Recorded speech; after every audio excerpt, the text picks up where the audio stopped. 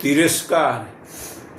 હે મનુષ્ય, પરમાત્માએ કોઈ પણ ચીજ એવી બનાવી જ નથી કે જેનો તિરસ્કાર કરવો પડે.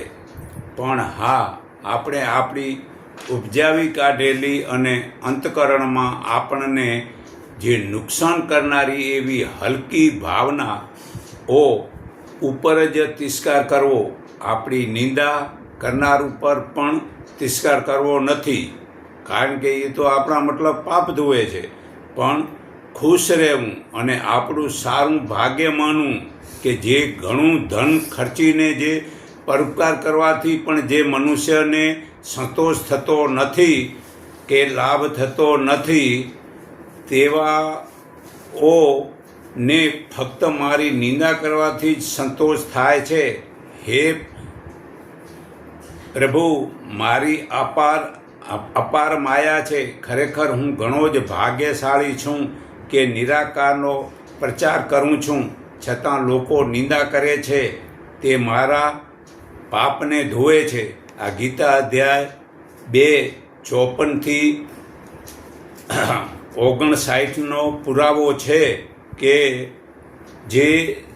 તે ઇન્દ્રિયોના સર્વે ઇન્દ્રિયોને વશ કરી યોગીએ મારામાં તન્મન રહેવું જોઈએ, કેમ કે જેની ઇન્દ્રિયો વશમાં હોય છે તેની બુદ્ધિ સ્થિર થાય છે.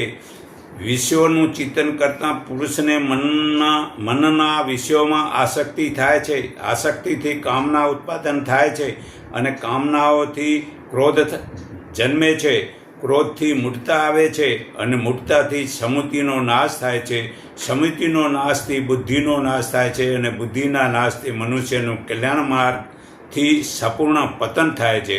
પરંતુ જેણે મનને વશ કર્યો છે તેવો મનુષ્ય વેર ઈર્ષા વિનાનો અને પોતે જ વશ કરેલી ઇન્દ્રિયો વડે પ્રવૃત્તિ કરતો હોવા છતાં પ્રસન્નતાને પામે છે.